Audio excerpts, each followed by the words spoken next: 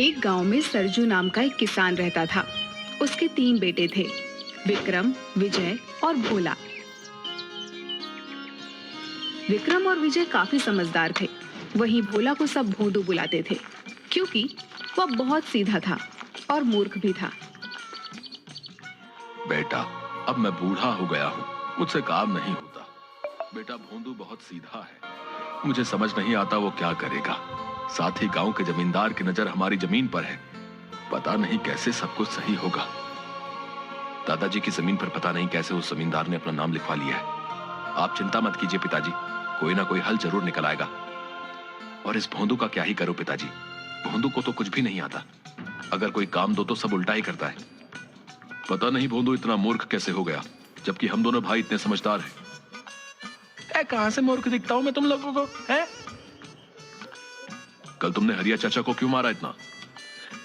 हरिया चाचा ने बोला मुझे चप्पल दे, मैंने उनकी बात मानी और उन्हें चप्पल दी। वो चप्पल पहनने के लिए मांग रहे थे, तुमने उन्हें चप्पल से मार ही दिया मूर्ख। इसे तो ये तक नहीं पता होता कि किसी इंसान से कौन सा काम करवाना है। मैंने इससे कहा जा खेतों से अनाज काट कर लिया। मैंने जाकर देखा ये बैठकर एक एक दाने को चाकू से काट रहा था। हाँ तो क्या, तुमने ही तो कहा था अनाज काट कर लाओ, वही तो मैं कर रहा था। भोंदू, तुझे बात समझ नहीं आती क्या? अनाज काटना यानी कि फसल काट कर लेकर आनी थी तुम्हें। पिताजी मैं तो वही करता हूँ जो मुझसे कहा जाता है। अब ये लोग ही मुझे गलत चीज बताए तो मैं क्या करूं? भोला के पिताजी को हमेशा भोला की चिंता लगी रहती थी। हे भगवान, पता नहीं भोले का क्या होगा, आप ही मेरे भोले की रक्षा कीजिए। किसान बूढ़ा हो गया था, इसलिए उनका निधन हो गया। अब भोला का कोई भी सहारा नहीं था। दोनों भाई भी भोला का मजाक उड़ाते रहते थे। ओ भोंदू, इधर आ, मेरे लिए पानी लेकर आ। ठीक है भैया, ले आता हूँ। भोला बड़ी सी बाल्टी में पानी भरकर ले आता है। अरे मूर्ख, बाल्टी में पानी भरकर क्यों लाया है? मैंने तो पीने के लिए पानी मांगा था, गिलास में लाकर दे। एक बार में कोई काम सही से नहीं करता तुम इसे बोलते ही क्यों हो कोई काम? किसी काम का नहीं है ये, बस मुफ्त की रोटी तोड़ता है और खाली नुकसान कराता है। चल जा यहाँ से। भोला दुखी होकर वहां से चला जाता है। अब तो हर रोज भोंदू के साथ बहुत बुरा व्यवहार होता था। गांव वाले लोग भी भोंदू को मूर्ख बनाकर अपना काम निकलवा लेते थे। भोला बेटा, मेरे कमर में बहुत दर्द है, जरा मेरे खेत जोत देगा तू? काका, खेत जोत लूंगा तो आपका कमर कैसे ठीक हो जाएगा? उसके लिए तो कमर दबानी पड़ेगी ना। अरे भोंदू, कमर में दर्द है, मैं खेत जोत नहीं सकूंगा, इसलिए तुझसे बोल रहा हूँ। तू भी ना, तो ऐसा बोलो ना काका, खुद गलत बोलते हैं सब और फिर मुझे मूर्ख ठहराते हैं। बताइए। हाँ बचवा, हाँ हम ही मूर्ख हैं। जा खेत जोत, मेरे कमर की चिंता तू ना कर। भोंदू मूर्ख जरूर था, पर वह बहुत मेहनती था। वह सबकी मदद भी किया करता था। हालांकि लोग उसका सिर्फ इस्तेमाल किया करते थे। एक दिन भोंदू गांव के रास्ते से कहीं जा रहा था। अचानक उसका पैर रास्ते पर बैठे कुत्ते की पूंछ पर पड़ गया। वह सोया हुआ कुत्ता गुर्राते हुए भोंदू को देखता है और भौंकने लगता है। अरे बाप रे बाप, क्यों भौंक रहा भाई? अरे गलती हो गई, माफ कर दे। कुत्ता उसे दौड़ाने भी लगता है। माई रे माई, कहाँ फंस गया? बचाओ, कोई तो बचाओ रे। दौड़ते दौड़ते भोंदू जंगल में आ जाता है। वह जंगल के अंदर जाते जा रहा था। उसे पता ही नहीं था वह कहाँ जा रहा है। भोला भोंदू अपने घर का रास्ता भी भटक गया था। उसे जंगल की एक और लड़की दिखाई देती है जो सूखी लकड़ियों को जमा कर रही थी। ये कौन सी जगह है? ये तो जंगल है, आप यहाँ कैसे आ गए? यहाँ तो कोई आदमी नहीं आता जाता। मैं रास्ता भटक गया हूँ, मुझे नहीं पता मेरा घर कहाँ है। उसके बाद भोंदू ने सारी बात उस लड़की को बता दी। भोंदू की बातें सुनकर उस लड़की को पता चल गया कि भोला बहुत भोला है, जो अपने घर का पता भूल गया है। मेरा नाम रमा है। चलो कोई बात नहीं, जब तक तुम्हें तुम्हारे घर का पता नहीं मिल जाता तब तक तुम मेरे साथ मेरे घर चलो।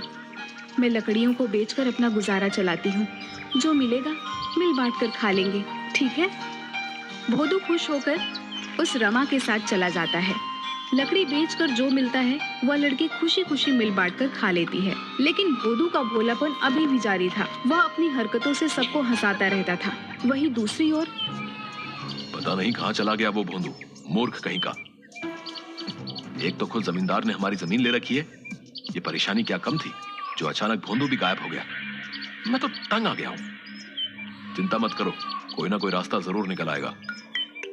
इधर कुछ दिन बाद भोदू जंगल में लकड़ी का गट्ठर उठा रहा था। लकड़ी का गट्ठर बहुत बड़ा और भारी था, जिसे भोदू ठीक तरह से उठा नहीं पा रहा था। अरे बाबा, ये लकड़ी का गट्ठर तो बहुत भारी है, उठ नहीं रहा। पता नहीं कैसे रमा इसे उठाती है। वहीं पास ही भोदू को एक पेड़ के नीचे एक साधु बाबा नजर आए, जो ध्यान लगाए बैठे थे। भोला भाला भोदू बिना कुछ सोचे समझे उन साधु बाबा को कहता है, ओ भाई, ये गठरी बहुत भारी है, थोड़ी मेरी मदद कर दो ना उठाने में। आप तो वैसे भी सो ही रहे हो। साधु ध्यान में मग्न था और साधु ने कुछ नहीं सुना। अरे अजीब इंसान है, नींद में इतना मग्न है कि किसी की कोई मदद को राजी नहीं है। उठ जा भाई, उठ जा, मेरी मदद कर दे भाई। कौन मूर्ख है जिसने मेरे सालों की तपस्या भंग की? मैं ध्यान कर रहा था। मूर्ख, तूने मेरा ध्यान तोड़ दिया है। तू खुद को समझता क्या है? बहुत बुद्धिमान है तू। इतना घमंड है तुझे अपनी बुद्धि पर, मूर्ख इंसान। लो, अब आप भी मुझे मूर्ख बोल रहे हैं। आपको नहीं पता मैं कितना समझदार हूँ? सब बस मुझे ही मूर्ख बोलते रहते हैं। तू बहुत समझदार है ना? तुझे अपनी बुद्धि पर बहुत घमंड है ना? जा, मैं तुझे श्राप देता हूँ, तेरी बुद्धि पलट जाएगी। तू अभी जैसा है उससे ठीक उल्टा हो जाएगा। तू खुद को जितना समझदार समझता है तो ठीक उसका उल्टा बन जाएगा। अरे महाराज, श्राप भी दे दिया, मेरा गट्ठर तो उठा देते। है अजीब बाबा है यार। यह बोलकर साधु बाबा वहां से चले जाते हैं। अचानक भोला ने अपने अंदर एक अजीब सा परिवर्तन महसूस किया, पर उसे समझ नहीं आया कि आखिर हुआ क्या। भोदू घर आता है। वहां रमा बैठकर लकड़ियों की कीमत का हिसाब लगा रही थी। आ गया, सारी लकड़ियां लेकर आए हैं ना? फिर रमा लकड़ी के पैसे जोड़ने में लग जाती है। 100 रुपए होने चाहिए।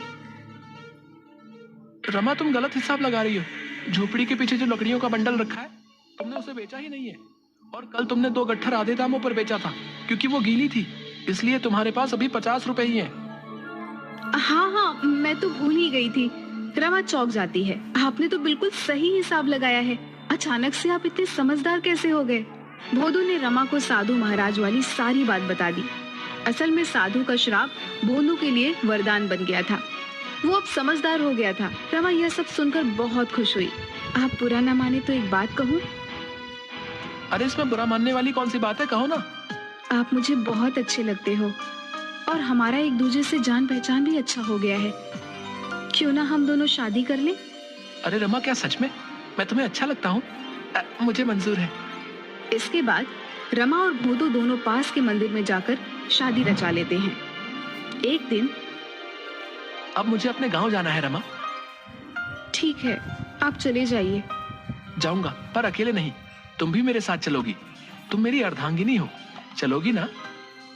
अब मेरे सब कुछ आप ही तो हैं। मैं आपके बिना भला कैसे रह सकती हूँ? भोदू रमा को लेकर अपने गांव पहुंचता है और अपने घर जाता है। वहां वह देखता है कि उसके दोनों भाई चिंता में बैठे थे। विक्रम भैया, मैं आ गया, प्रणाम। अरे भोंदू, तू कहाँ चला गया था रे? मैं तुझे बहुत ढूंढा, कहाँ था तू? और ये कौन है तुम्हारे साथ? भैया, मैं गलती से जंगल चला गया था, वहां रमा ने मुझे सहारा दिया। अच्छा हुआ तू आ गया, पर क्या फायदा? हम तो बहुत बड़ी मुसीबत में फंसे हुए हैं। मुसीबत? कैसी मुसीबत भैया? पिताजी की पूरी जमीन जमींदार ने अपने नाम करवा ली है। अब हमारे पास जमीन का एक टुकड़ा भी नहीं है जहां खेती करके हम अपना गुजारा कर सके। पिताजी की जमीन जमींदार ने हथिया ली है। आप चिंता मत कीजिए भैया, मैं वो जमीन छुड़वा लूंगा। तू छुड़वाएगा जमीन? तेरे जैसा मूर्ख ऐसी बातें कर रहा है, सुनकर हंसी आ रही है। आप मेरी बात तो मानो भैया, मैं जमीन जरूर छुड़वा लूंगा। मेरे पास एक योजना है। भोदू अपनी योजना बताता है। भोदू की बात सुनकर दोनों भाई दंग रह गए और सोचने लगे कि भोदू इतना समझदार कैसे हो गया है। उन लोगों को रमा ने साधु के श्राप के बारे में बता दिया, जो श्राप भोला के लिए वरदान बन चुका था। भोंदू, जैसी योजना तुमने बनाई है हम वैसे ही काम करेंगे। मेरे भाई, तू ही हमें इस मुसीबत से बचा सकता है। भाई, आप फिक्र ना करो, अब देखो उस जमींदार को सबक कैसे मिलता है। अगले ही दिन गांव में यह खबर फैलती है कि भोला के पिता के खेत में एक चुड़ैल रात को घूमती है। आसपास के लोगों में डर का माहौल छा गया। ये खबर जमींदार के पास भी पहुंची। ये मैं क्या सुन रहा हूँ? ये चुड़ैल कहाँ से आ गई? हाँ मालिक, आजकल सरजू की जमीन पर हर रात एक चुड़ैल घूमती नजर आती है और जैसे ही सामने जाओ वो गायब हो जाती है। क्या बेकार की बातें करते हो तुम लोग? आज मैं जाकर देखता हूँ। उसी रात जमींदार अपने 4 आदमियों के साथ चुड़ैल देखने के लिए सरजू के खेत में जाता है।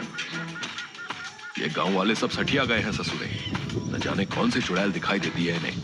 मुझे तो कुछ दिखाई नहीं दे रहा। तभी जमींदार के पीछे सफेद कपड़ों से लिपटी बाल खुले हुए कोई आता दिखाई दिया। जय हनुमान, जय हनुमान। ये चुड़ैल कहाँ से आ गई यहाँ पर? हे भगवान, रक्षा कीजिए, रक्षा कीजिए। मालिक, चुड़ैल तो गायब हो गई है।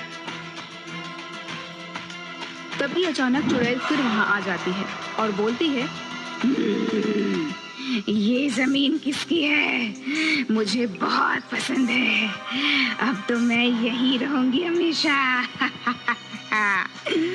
इस जमीन पर जिसने अपना हक जताया है वो मारा जाएगा। हाँ, तुम्हें मरना है। हे भगवान, आज बचा लो। मुझे कोई जमीन नहीं चाहिए। कभी मुड़कर इस जमीन की तरफ भी नहीं देखूंगा। राम राम राम राम, मरा मरा मरा मरा। सब के सब लोग वहां से डरकर भाग जाते हैं। दूसरे ही दिन जमींदार ने वह जमीन विक्रम और विजय को वापस लौटा दी। अरे विक्रम बेटा, मुझसे गलती हो गई। ये जमीन तो सरजू की थी और उसी की रहेगी। हाँ, ये रहे तुम्हारे जमीन के कागज। हाँ, लाओ इधर। और दूसरी बात, अगर गलती से भी हमारी जमीन पर नजर डाली ना तो हमसे बुरा कोई नहीं होगा। वाह भोंदू, वाह, क्या दिमाग हो गया रे तेरा। तेरे प्लान ने तो सच में हमारी जमीन वापस लौटा दी। और हाँ, रमा भाभी भी कमाल की कलाकार है। चुड़ैल बनकर क्या खूब डराया जमींदार को। धन्यवाद रमा, हमारी इतनी मदद करने के लिए। धन्यवाद किस लिए जी? अब मैं भी तो इसी घर की सदस्य हूँ ना। अब तो हम सब लोग मिलकर रहेंगे। भोला को पता था